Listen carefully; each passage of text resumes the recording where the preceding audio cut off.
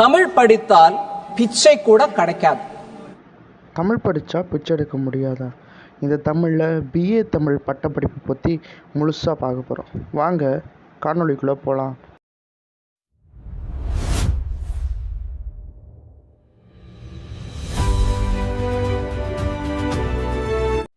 இன்றைக்கி ஒரு புதிய வீடியோ. ஒவ்வொரு பட்டப்படிப்புகளை பற்றியும் தொடர்ந்து பேச போகிறோம். முதலாவதாக பிஏ தமிழ். பிஏ தமிழ் படித்து முடித்தோம்னா அடுத்த இலக்கு என்ன, வேலைவாய்ப்பு என்ன, அது சார்ந்த காணொளி. ஆனால் இதெல்லாம் ஃபுல்லாக சொல்கிற அளவுக்கு நிறைய, அதாவது எடுத்தங்கவுத்தன்னு சொல்லக்கூடிய விஷயங்கள் படிப்பு கிடையாது. அதனால் நிறைய காணொலியை நான் ஆர்என்டி பண்ணியிருக்கேன். அதனால் நீங்களும் தேடி பார்த்துக்கோங்க. என்னுடைய தகவல்கள் இருக்கும், அது போக நீங்களும் தகவல்களை தேடிக்கொள்ளுங்க. பிஏ தமிழ் தமிழ் பிடிச்சவங்களுக்கு படிக்கக்கூடிய ஒரு படிப்பாக பிஏ தமிழ் இருக்குது. அது போக நான் குரூப் 4 இந்த மாதிரியான அரசு துறைக்கு போகக்கூடிய தேர்வுகள் எழுத விரும்புகிறவங்களுக்கு எனி டிகிரி அப்படின்ற ஆப்ஷன் தான் கொடுத்துருக்காங்க. அப்போ ஈஸியாக படிக்கிற மாதிரியும் செலவு கம்மியாகும். அதாவது பிஏ தமிழ் படிக்கலாம் அப்படின்னு போயிட்டீங்க அப்படின்னா,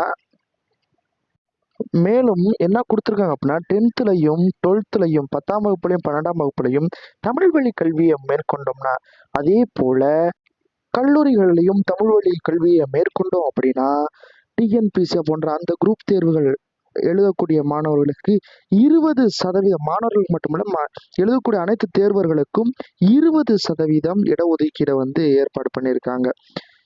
அதாவது இப்போ இருக்கக்கூடிய நிறைய கல்லூரிகளில், அதாவது ஒரு சில இன்ஜினியரிங் காலேஜில் கூட என்ன பண்ணாங்க அப்படின்னா தமிழை ஒரு பாடமாக கொண்டு வந்திருக்காங்க.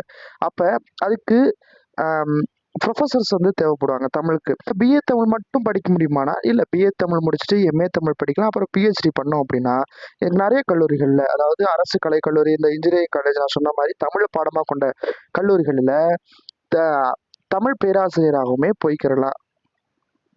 இங்கே நிறையா பேர் நினைக்கக்கூடிய தப்பு என்ன அப்படின்னா, நம்ம ஸ்கூல் வாத்தியாராக மட்டும்தான் போக முடியும் அப்படின்னு ஒன்று தான். இன்னைக்கு திடீர்னு உலகத்தில் உலகளாவிய சந்தைகளை தமிழ் மொழிக்கு இருக்கிற டிமாண்ட் என்ன, அரசாங்க வேலைகளுக்கு இது எப்படி ஒரு மிகப்பெரிய ஆயுதமாக இருக்குது, இந்த படிப்புக்கு எவ்வளோ செலவாகும், படித்து முடித்ததும் நம்ம போட்ட காசை எவ்வளோ நாளில் திரும்ப எடுக்கலாம், இது எல்லாத்தையும் பற்றி தான் இந்த வீடியோவில் அக்கு வேறு ஆணி வேற நம்ம பார்க்க போகிறோம். ஸ்கிப் பண்ணாம முழுசாக பாருங்கள். தமிழ்நாட்டில் நீங்கள் எந்த மாவட்டத்தில் இருந்தாலும் அரசு கலை கல்லூரிகள், அரசு உதவி பெறும் கல்லூரிகள் மற்றும் தனியார் சுயநிதி கல்லூரிகளில் பிஏ தமிழ் படிப்பை பரவலாக இருக்குது. சென்னை பிரசிடென்சி கல்லூரி, மதுரை தியாகராஜர் கல்லூரி, திருநெல்வேலி MDT இந்து கல்லூரி, கோயம்புத்தூர் அரசு கலை கல்லூரி, இன்னும் திருச்சி, தர்மபுரி, விருதுநகர்னு தமிழ்நாட்டோட எல்லா முக்கிய நகர்லையும் சிறந்த கல்லூரிகள் இருக்கு. இந்த 3 வருஷத்துல நீங்க என்ன படிப்பீங்க தெரியுமா? இலக்கிய வரலாறு, சங்க இலக்கியம், புறநானூறு, அகநானூறு, காப்பியங்கள்ல சிலப்பதிகாரம், மணிமேகலை, பக்தி இலக்கியம் மற்றும் இக்கால புது கவிதைகள். இலக்கணத்துல என்ன படிப்போம்? மொழியை பிழையில்லாமல் எழுத படிக்க உதவும் நன்னூல் தொல்காப்பியம், ஊடகவியல், இதழியல், அதாவது மீடியா மற்றும் ஜேர்னலிசம், பத்திரிகை எழுதுவது எப்படி, செய்திகளை சேகரிப்பது எப்படி என்ற நுணுக்கங்கள், கன்னித்தமிழ். கணினித்தமிழும் வரட்டும் என்ற நம்ம கணினியோட பாடவேளைய மாதிரியே கன்னித்தமிழை பத்தி பரவலா படிக்கலாம். தமிழ், த கம்ப்யூட்டர் தமிழ் இன்னைக்கு ரொம்ப முக்கியம். தமிழ்ல எப்படி டைப் பண்றது, சாஃப்ட்வேர்ல தமிழை எப்படி பயன்படுத்துறது போன்ற நவீன தொழில்நுட்பங்கள். வேலைவாய்ப்புகள், இப்போ வேலைவாய்ப்புகளை பத்தி பார்க்க போறோம். அரசு மற்றும் தனியார் துறையில வேலைவாய்ப்புகள். இப்போ மிக முக்கியமான பகுதிக்கு வந்தாச்சு. நம்ம அரசு துறை, அதாவது கவர்மெண்ட் செக்டார்ஸை பார்த்தோம்னா மாபெரும் சாதக காரணி. தமிழ்நாட்டில் அரசு வேலை வாங்கணும்னு கனவு இருக்கிறவங்களுக்கு பிஏ தமிழ் ஒரு ஜாக்பாட் அப்படின்னு சொல்லலாம். ஏன்? டிஎன்பிசி தேர்வுகள், குரூப் 1, குரூப் 2, குரூப் 4 போன்ற தேர்வுகளுக்கு தமிழ்நாடு அரசு தமிழ் தகுதி தேர்வு மற்றும் தமிழ் பாடத்திற்கு அதிக முக்கியத்துவம் கொடுத்துள்ளது. பிஏ தமிழ் படித்தவங்களுக்கு பொதுத்தமிழ் பகுதி ரொம்பவே சுலபமாக இருக்கும். PSTM இதான் ஒதுக்கீடு, the person studied in Tamil medium. பள்ளி மற்றும் கல்லூரிகளை இரண்டிலுமே தமிழ் படித்தால் அரசு வேலைகளில் உங்களுக்கு 20% முன்னுரிமை கிடைக்கும். நம்ம சொன்ன மாதிரி தான் இது மற்றவங்களை விட உங்களுக்கு போட்டித் தேர்வுகளில் வெற்றி எளிதாக்கும். ஆசிரியர் பணி, பிஏ தமிழ் முடிச்சுட்டு பிஎட் முடிச்சு அரசு பள்ளிகளில் பட்டதாரி ஆசிரியர் TGT ஆகலாம். டெட், TET அல்லது DRB, TRB தேர்வுகள் எழுதணும்னு MA நெட் செட், அதாவது NET/SET அல்லது பிஹெச்டி பண்ணுவாங்கன்னு பண்ணுனவங்க அரசு கல்லூரிகள்ல பேராசிரியர் ஆகலாம். இந்து சமய அறநிலைத்துறை HRCE தமிழ்நாட்டில் கோயில்கள் சார்ந்த நிர்வாகத் துறைகளுக்கு தமிழ் படித்தவர்கள் நல்ல வாய்ப்புகள் உண்டு. தனியார் துறை பிரைவேட் செக்டர் நவீன வாய்ப்புகள். தமிழ் படிச்சா ஐடி கம்பெனிக்கு போக முடியாதுன்னு யார் சொன்னது? இப்ப இருக்கிற டிஜிட்டல் உலகத்துல தான் தமிழுக்கு அதிக வேலை இருக்கு. டிஜிட்டல் மீடியா, யூடியூப் கம்பெனிகள், கண்டென்ட் ரைட்டிங். இன்னைக்கு எத்தனையோ இணையதளங்கள், செய்தி நிறுவனங்கள், யூடியூப் சேனல்கள் தமிழ்ல கண்டென்ட் எழுதுற ஸ்கிரிப்ட் ரைட்டர்ஸ், எடிட்டர்ஸ் தேவைப்படுறாங்க. முக்கியமா சொன்னா நம்மளே தனியா ஒரு காணொளி போடனாலும் அதுக்கான கண்டென்ட் ரைட்டிங், சரியா ஸ்கிரிப்ட் ரைட் பண்ணணும், அதுக்கப்புறம் பேசணுமான R&D பண்ணணும். ஒவ்வொரு சில விஷயங்கள் நம்ம பயிற்சி இல்லாம அங்கங்க பார்த்த மாதிரி எடுத்துட்டாலும் பல விஷயங்களை நம்ம உண்மையிலே தேடி அது உண்மையா இருக்கா அப்படின்ற செய்திகள் முதற்கொண்டு எடுத்தாதான் நான் பேச முடியும். கல்வி சார்ந்த, அதாவது இந்த காணொளி சார்ந்த நிறைய காணொளிகள் அந்த மாதிரிதான். நல்லா தேடணும். அடுத்தடுத்து தேடினாதான் அதுக்கான உண்மை கிடைக்கும். வெறும் AI மட்டும் நம்பி போனோம் அப்படின்னா நிறைய இடங்கள்ல நம்மளுக்கு தான் பாதிப்பு கிடைக்கும். யூடியூப் பொறுத்தளவு நிறைய வேலை வாய்ப்புகள் இருக்கு. அதாவது கண்டென்ட் ரைட்டர்ஸாக, மொழிபெயர்ப்பு, translation and localisation. Google, Amazon, Microsoft போன்ற பன்னாட்டு நிறுவனங்கள் தங்களோட ஆப்கள் மற்றும் தயாரிப்புகளை தமிழ்ல கொண்டு வர பிழையில்லா தமிழ் தெரிந்த மொழிபெயர்ப்பாளர்களை தேடுறாங்க. இதுல வீட்டுல இருந்தே ஃப்ரீலான்சிங் நல்லா சம்பாதிக்கலாம். ஊடகம் மற்றும் பதிப்பகம், மீடியா அண்ட் பப்ளிஷிங். நியூஸ் சேனல்ல செய்தி வாசிப்பாளர், நியூஸ் ரீடர், நிருபர், ரிப்போர்ட்டர், பத்திரிகைகளில் துணையாசிரியர், சப் எடிட்டர் மற்றும் புத்தக பதிப்பகங்களில் பிழை திருத்துனர், ப்ரூஃப் ரீடர் வேலைகள் இருக்கு.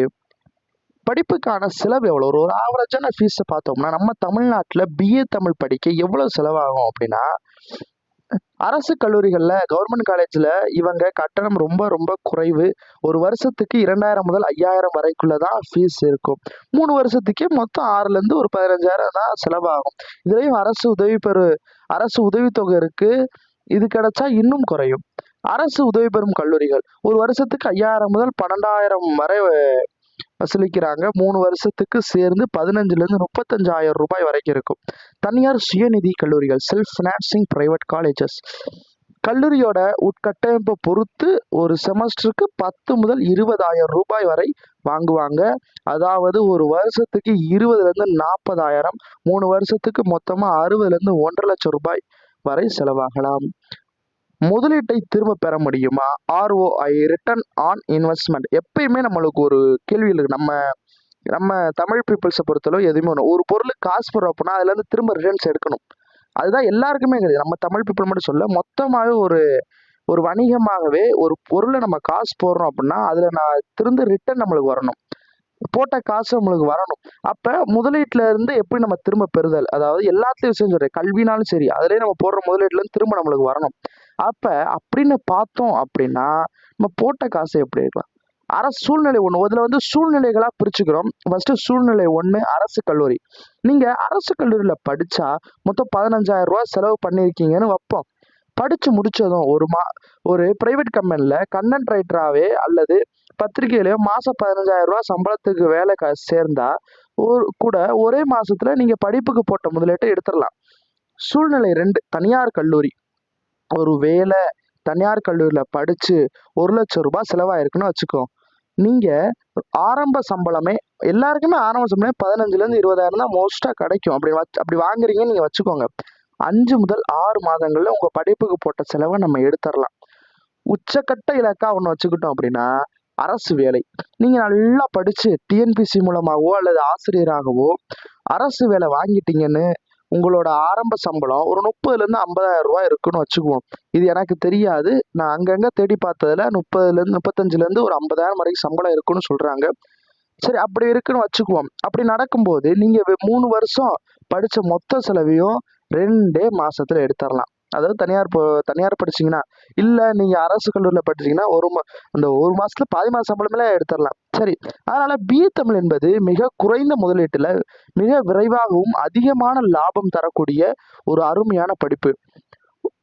முடிவா, தமிழ் படிக்கிறன்றது வெறும் பெருமைக்காக மட்டுமல்ல, அது நம்ம வாழ்க்கையை உணர்த்துறதுக்கான ஒரு சிறந்த தளம். ஆனா ஒண்ணு, வெறும் பட்டப்படிப்பு மட்டும் போதாது. அதோட அத்தோடு சேர்ந்து கம்ப்யூட்டர்ல தமிழ் டைப் பண்ண கத்துக்கணும். கொஞ்சம் ஆங்கில அறிவையும் வளர்த்துக்கணும். இணையத்துல எப்படி எழுதுறோம்னு நவீன திறமைகளையும் வளர்த்துக்கிட்டா தமிழ்நாட்டை மட்டும் இல்ல, உலக அளவுல நீங்க சாதிக்கலாம். இந்த வீடியோ உங்களுக்கு பயனுள்ளதா இருந்திருக்கும்னு நம்புறேன். அடுத்து நாம எந்த பட்டப்படிப்பை பத்தி இதே மாதிரி முழு விவரங்களோட பார்க்கலாம் அப்படின்னு கமெண்ட்ல சொல்லுங்க. அடுத்தடுத்து நிறைய காணொளிகள் வரும், உயர்கல்வி சார்ந்த காணொளிகள். நன்றி, வணக்கம்.